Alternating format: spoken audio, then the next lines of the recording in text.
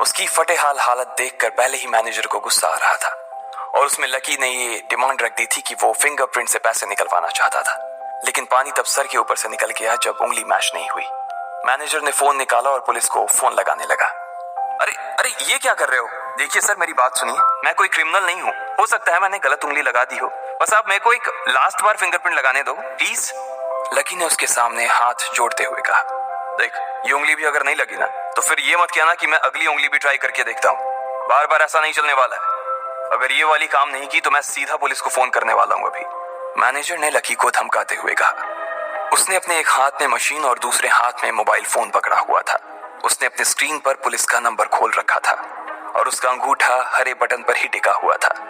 इधर लकी ने अपने सीधे हाथ की उंगली को अपने पैंट से साफ किया और भगवान का नाम लेकर उसे उस मशीन पर लगा दिया।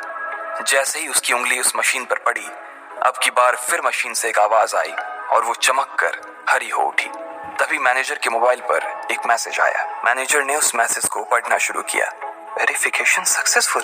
खाता 1, नाम लक्ष्मण लाल अग्रवाल, खाता नंबर 01104। जैसे ही मैनेजर ने इस मैसेज को देखा, उसकी आंखें फटी की फटी रह गई थी। उस मशीन पर चमकती लाइट को देखते हुए लकी की आंखें भी चमक आई थी। लकी उस हरी बत्ती को देखते ही झूम उठा था और फिर उसने मैनेजर को घूर कर देखा। उसके दिमाग में वो सारी बातें चल रही थी जो मैनेजर उसे अभी थोड़ी देर पहले सुना रहा था। इधर मैनेजर ने उसके आगे हाथ जोड़े और खिसिया कर हंसते हुए कहा, लक्ष्मण सर प्लीज मुझे माफ कर देना सर। मैं इस ब्रांच में नया आया हूँ और इसलिए मुझे मालूम नहीं था कि आप कौन हो। मैं इस ब्रांच का कस्टमर मैनेजर शशिकांत वर्मा हूँ। प्लीज आगे भी मेरा ध्यान रखना सर, प्लीज। Sorry sir. हाँ ठीक है, तो मुझे ये बताओ कि मेरे खाते में कितने पैसे रखे हुए हैं, लकी ने कहा और वो अब सोफे पर बैठ गया। मैनेजर उसके सामने ही खड़ा हुआ था और उसके खाते की जानकारी अपने फोन पर ही निकाल रहा था। उसने अपने फोन पर इधर उधर कुछ उंगलियां चलाई और बोला, हो गया सर, आपके खाते में इस वक्त 90,80,70,650 रुपए रखे हुए हैं सर। शशिकांत के खुद के होश इतनी बड़ी रकम को देखने के बाद उड़ गए थे। उसे विश्वास नहीं हो रहा था कि इस आदमी के खाते में इतना पैसा भी हो सकता था। लकी की शक्ल देखकर तो यही लग रहा था कि उसकी उम्र 20 से 22 साल से ज्यादा नहीं थी। ऐसे में अगर उसके खाते में इतना सारा पैसा रखा हुआ था तो ये वाकई बहुत बड़ी बात थी। शशिकांत अपने मन में ये सोच रहा था कि दुनिया के 99% लोग ही अपनी पूरी जिंदगी काम करने के बाद भी इतना पैसा नहीं कमा सकते थे जितना कि लकी के खाते में इतनी छोटी सी उम्र में रखा हुआ था। लेकिन लकी ने इधर जब उसके फोन में अपने खाते पर पड़ी हुई जानकारी को देखा तो उसे कुछ अजीब सा लगा। उसे लग रहा था कि उसे तुरंत इतने पैसों के हिसाब से अब अपनी जिंदगी को ढालने की कोशिश करनी शुरू कर देनी चाहिए, वरना उसके साथ वही होने वाला था जो आज बैंक में उसके साथ हुआ था। अरे सर, खाते में पैसे के अलावा और भी चीजें हैं जो मैं आपको बताना चाहता हूँ सर। मैनेजर ने फिर से अपनी फोन पर उंगलियां फिराई और बोला, सर एक तो आपके खाते में एक फरारी जुड़ी हुई दिखा रहा है सर।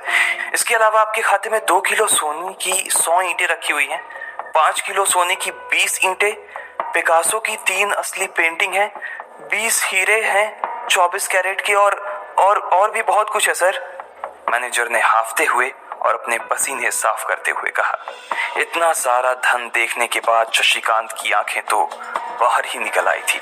उसने कभी लकी जितना अमीर आदमी अपनी जिंदगी में नहीं देखा था। जितना पैसा और सोना और जायदाद उसके पास था, उसका 10% भी इस ब्रांच में किसी और के पास नहीं था।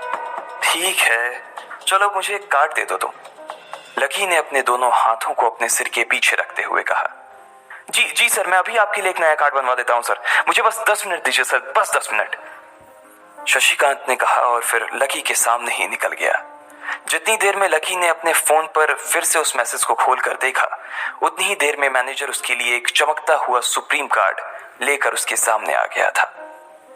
लेकिन उस कार्ड को देखने के बाद ना जाने क्यों मैनेजर को ऐसा लग रहा था कि ये कार्ड लकी की संपत्ति के आगे कुछ भी नहीं था।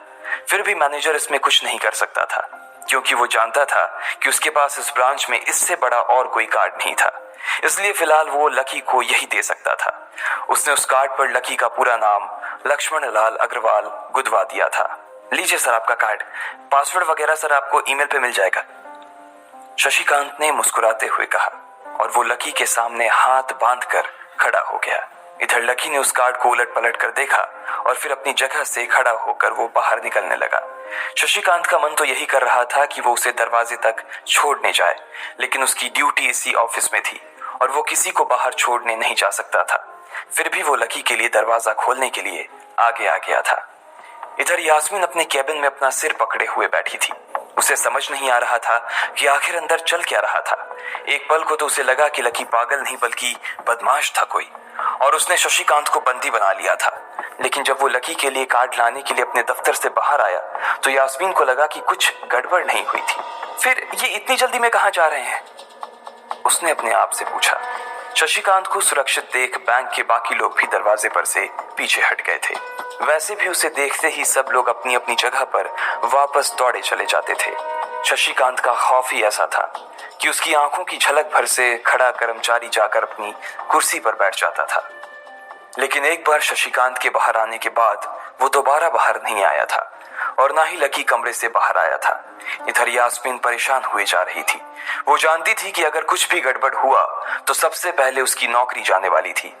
उसने बड़ी मुश्किल से और मेहनत करके इस नौकरी को हासिल किया था और वो किसी पागल की वजह से इसे अपने हाथ से नहीं जाने देना चाहती थी।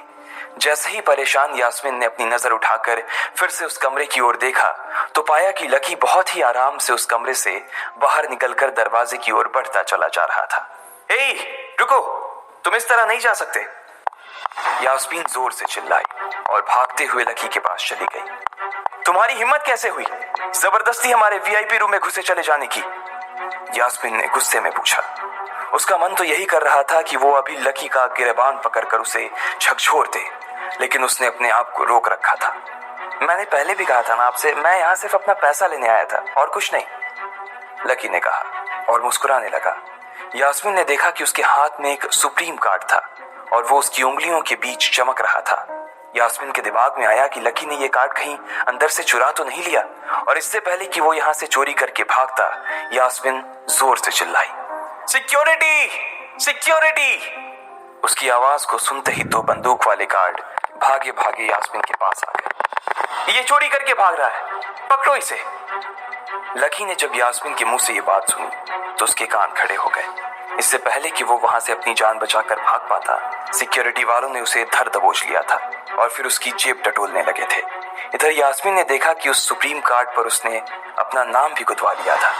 तुम्हारी इतनी हिम्मत कि तुमने शशिकांत सर को डरा कर अपना नाम भी लिखवा लिया इस पर। इसकी जेब चेक करो, यास्मीन ने गुस्से से कहा। दोनों में से एक गार्ड लकी की जेब टटोलने लगा था। लकी की समझ में नहीं आ रहा था कि आखिर ये लड़की उससे समझ क्या रही थी।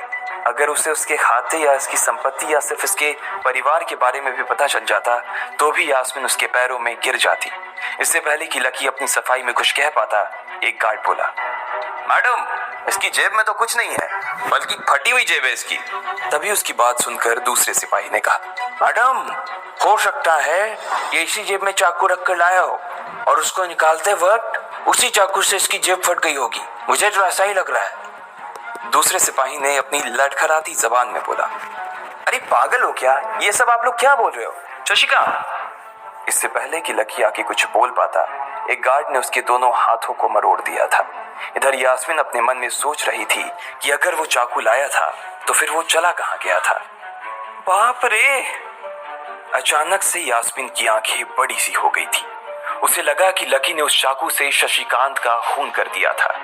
यास्मीन ने तुरंत अपना फोन निकाला और पुलिस को फोन मिलाते हुए कहा, हेलो पुलिस स्टेशन, मैं न्यू सिटी बैंक से बोल रही हूँ।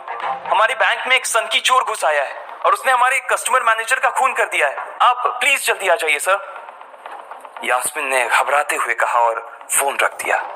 तब तक दोनों गार्ड ने लकी को नीचे घुटनों के बल बैठा दिया था और उसके सिर पर बंदूक तान दी थी। जैसे ही बाकी लोगों ने भी अपनी आंखों के सामने ये मंजर देखा तो वो सब लोग भी लकी के आसपास घेरा बनाकर खड़े हो गए। अंदर बैठे मैनेजर ने जब इस हलचल को देखा तो वो भी अपना सारा सिस्टम बंद करके बाहर आ गया। अरे क्या हो रहा है ये सब? उसने जोर से आवाज देते हुए पूछा। जैसे ही सब लोगों ने उसकी आवाज सुनी तो वो चौंक गए और शशिकांत वर्मा की ओर देखने लगे। देखने वालों में यास्मीन भी शामिल थी और उसने देखा कि उसका मैनेजर तो जिंदा है और सही सलामत उसकी आंखों के सामने खड़ा था। सर, आप जिंदा हैं? यास्मीन ने खुशी और आश्चर्य भरे भाव के साथ शशिकांत की ओर देखते हुए कहा, लेकिन अगले ही पल उसकी खुशी की जगह दुख ने ले ली थी। उसे एहसास हो रहा था कि आखिर उसने कितनी बड़ी गलती कर दी थी। यास्मीन ने अपनी ही जुबान काट ली थी और उसके जले पर नमक छिड़का शशिकांत ने। उसने कहा, मैं क्यों इतनी जल्दी मरने लगा और तुमने ये सब क्या तमाशा लगा रखा है? उसने कहा और फिर उस भीड़ की ओर बढ़ने लगा। जैसे ही वो आगे आया उसने देखा कि उन लोगों ने लकी को गन पॉइंट पर बैठा रखा है। अरे किसने किया ये? शशिकांत तुरंत लकी की ओर दौड़ा।